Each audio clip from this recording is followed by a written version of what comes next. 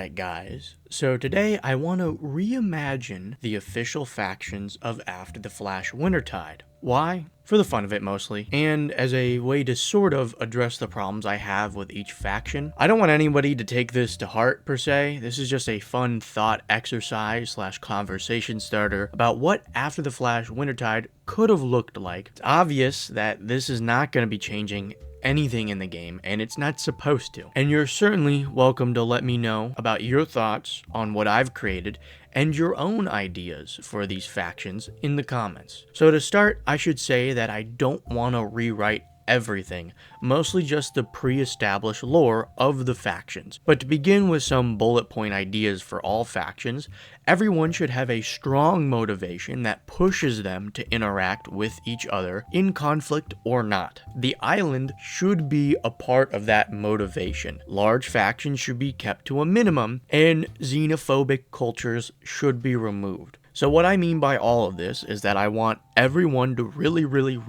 want the island or something on it. This is mainly so it pushes the story along at a fast pace. I also wanted this game's story to focus on the islands because this game takes place on, well, islands that are fully encompassed by the map, which, recalling on my time safe hunting, no other game is like that. So I want the map to be highlighted through the story. I also don't want a lot of large factions that expand beyond the borders of the map because I believe they can bloat, overcomplicate, and reduce the impact of the story. And lastly, I want to cut out the anti-outsider culture a lot of these factions have, and instead I want to give them a motivation to reach out to people other than just their usefulness. So non-faction members have a greater involvement in the story. So with all that being said, we're going to start with the coalition. Two major changes. First, I want to shrink the coalition so it is just Bargetown to basically clean up and simplify a lot of their lore and keep their story simpler and mostly on the map. And then secondly, I want to make Bargetown largely immobile. So the question of why not leave doesn't have to be asked every time something bad happens. This doesn't mean I want to get rid of the barge aspect of the town. I really dig the whole floating town aesthetic. So instead, I want to copy the design of Spire Town from Overcast, where it has this stationary section and then these moving floatable sections built onto it. And I think the perfect place for this would be the capsized boat under the bridge. Now, to move into the lore, and I'm going to try to keep this as brief as possible for all of these, the town starts off as a small fishing town and was one of the first permanent settlements on the island. The town also started off with no real form of government. As time went on and things got worse and worse in the buffer zones during the federal era,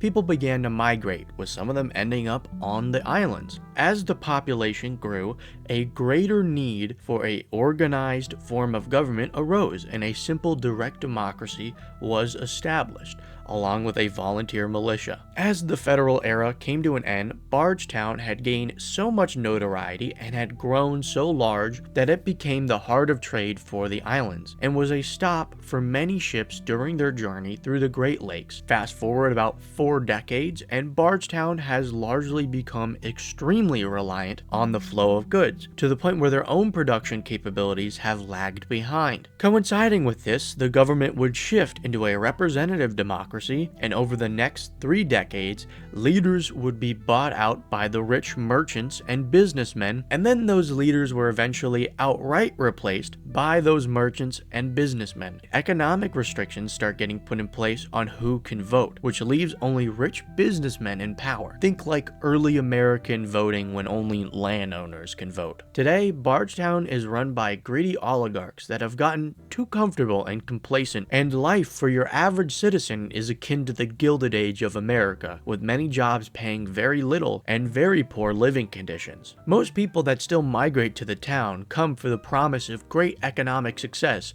as seen in the elite of Bargetown society. And at this point, the militia is extremely weak and more for show, as the defense budget has been drained and most real combat is conducted by mercenaries. The leaders of Bardstown want to be the dominant economic power, making everyone else completely reliant on them, turning the island into an almost capitalistic dream state. They take a strong policy of neutrality, funding almost all sides of any conflict. Okay, so in my lore, basically Bardstown starts off as an absolute powder keg that looks like a rich powerhouse from the outside, but in reality is barely being held together. It's basically meant to fail within the span of this game's story, which allows for a ton of story outcomes, as this powder keg going off could potentially even be the start of the story. And maybe the people revolt and put new people in power. Maybe it splits, instead starting a civil war with many of the still working boats and barges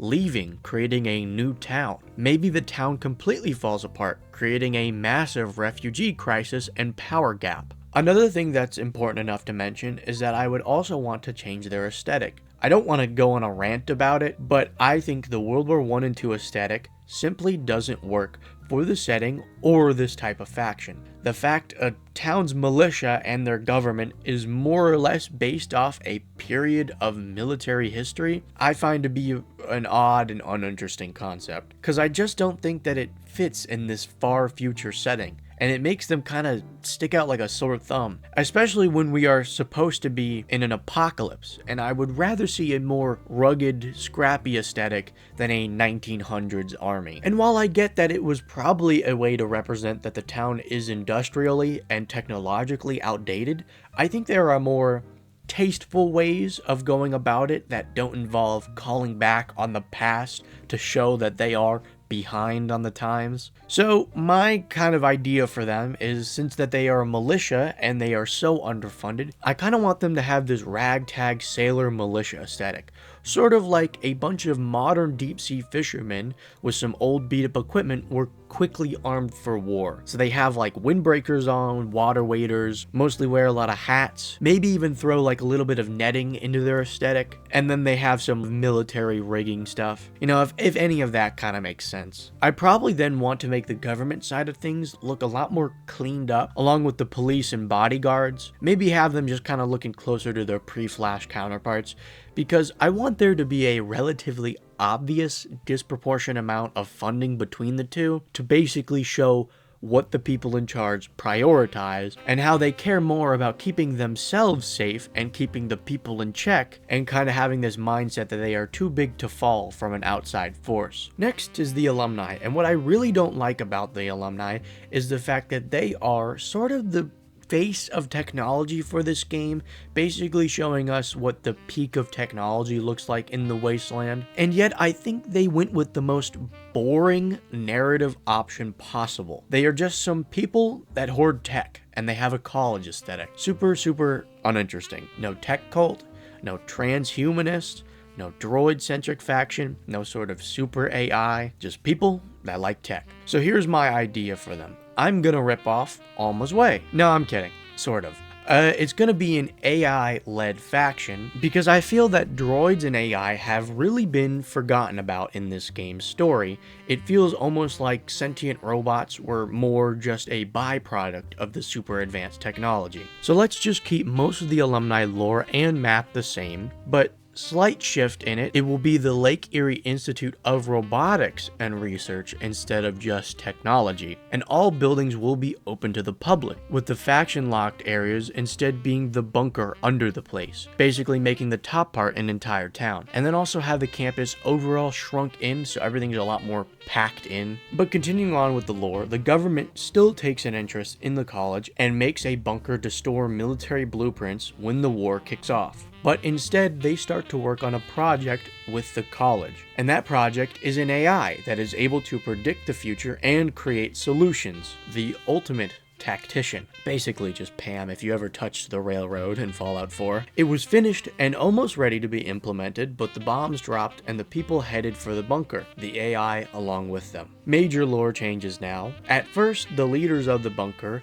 would occasionally turn to the AI for solutions. As time went on, the leaders became more and more reliant on the AI, to the point where they're just parroting the AI. The people would eventually find this out, and the middlemen were eventually cut from the picture, with the AI becoming their de facto leader. At this point, almost everyone would ask the AI for solutions to almost any problem they had. The people became almost completely dependent on the AI, which was further cemented as new generations were born into the bunker and only knew the bunker and the AI. They were able to stay down there for over 80 years, which is longer than most. And in the late 2050s, the AI made the call to open the bunker and return to the surface. The people of the bunker were greeted by the harsh wasteland, which both frightened and disgusted them. But instead of hiding away and turning their backs on the world above, they knew the people of these islands needed the guidance of their leader. Today, the alumni have fully settled into the ruins of the college. With technology, the average wastelander would have gone their entire lives never seeing. Okay, so I think this idea has some crazy story potential, especially when you look at it from the outside. There's just so many unknowns with the alumni, meaning half of their story would be about learning who they are, maybe who's really in charge if they hide the AI. This can also be taken in a more religious direction like Alma's Way, or in a more dystopian utopia, where the citizens are just brainwashed and the AI knows best. Then you have the question of, is the AI even sentient? Is it still just a solution machine doing its sole purpose, coming up with solutions? Will this be found out? Will some people, after getting a taste of freedom from the outside world, want to rebel? If the AI is sentient, then does that mean it has ulterior motives for taking over the island? They also have those military blueprints in their back pocket that they could try and get the resources for to build and utilize. However, the most important change here is that they have a greater push and motivation to expand without xenophobia or elitism. Now the Voyagers, and while watching the Voyagers get more and more active in the story, and while I was doing my research on them for my Faction Divide video,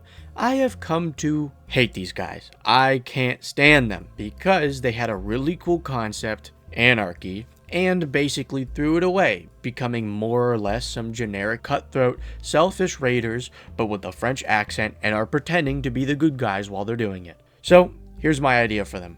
Remove the xenophobic nationalism. In fact, I don't want them to be tied to anywhere, especially not Quebec, because the whole shitting on French people for existing thing, I think, kind of makes them lose their impact. Still keeping the anarchy, because I think it's a really interesting political ideology slash topic to explore, because it's basically the other side of the extremist coin when it comes to the cruel dictatorships and corrupt governments that you would see in the wasteland, and what are in Wintertide with the USRF and the coalition. So it makes sense that these opposite radical ideologies would form. So my general idea for them is basically a Robin Hood style faction. Instead of being raiders who attack everyone and anyone, they will instead steal and attack from governments and towns out or near the water and sell or give the surplus to the common people of the wasteland. And then we'll have them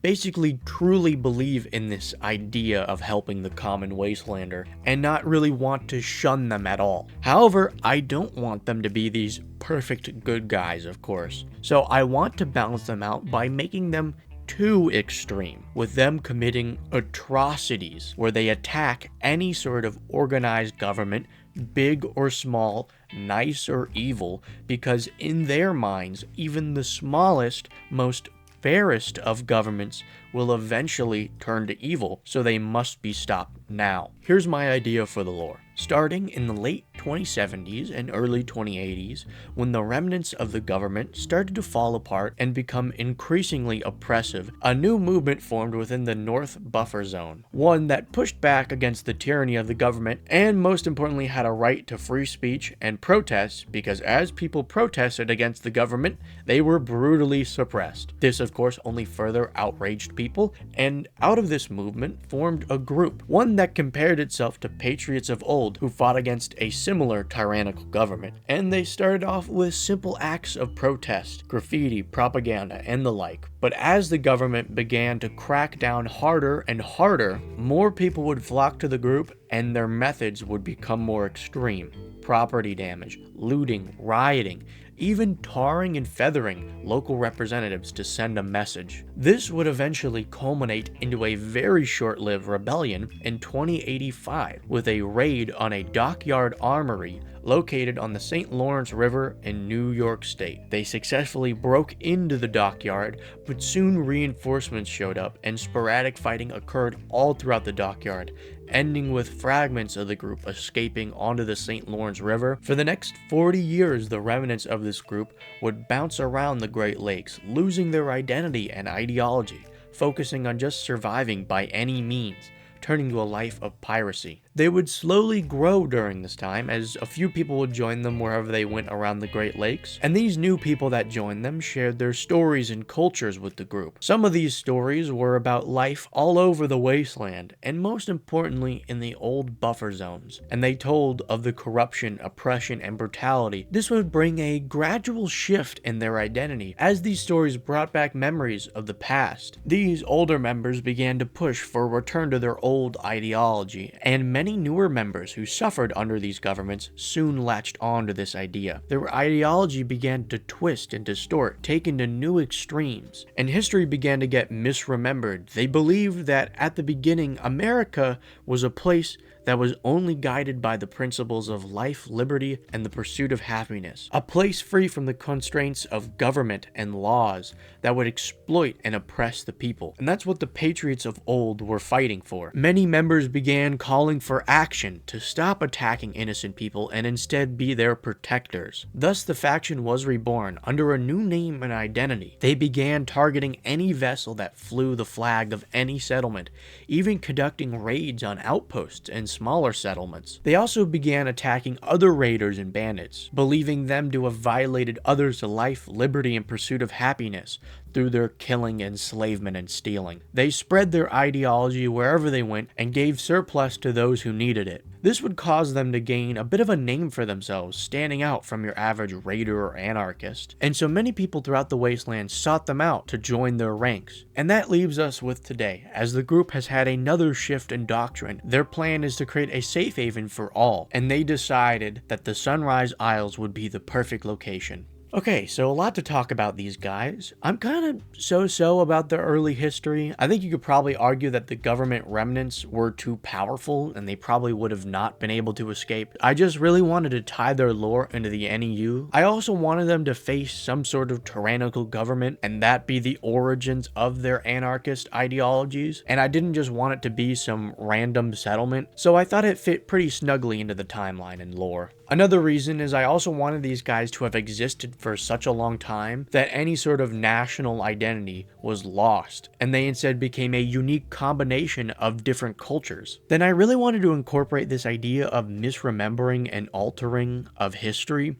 because of just how much time has passed and how much knowledge was lost. I also both wanted them to have some sort of guiding principles instead of true anarchy, and while that probably does make them less anarchist and more one of those weird utopia communities, I personally just don't like true anarchy, as it would be no more or less different than the already lawless wasteland. I also wanted to keep that pirate code the Voyagers have now, as I think it's a very cool narrative piece that further leans into the pirate theming. So that is why I gave them the life, liberty, and pursuit of happiness as their foundational ideas, and why they see the Sons of Liberty, the Articles of Confederation, and maybe even the Wild West as some sort of anarchist America. I honestly think the aesthetic that the Voyagers have right now is pretty good. It's relatively loose, they just require the symbol and the coloring to match. But I also want to add to that aesthetic, making it this fusion of 1700s colonial America.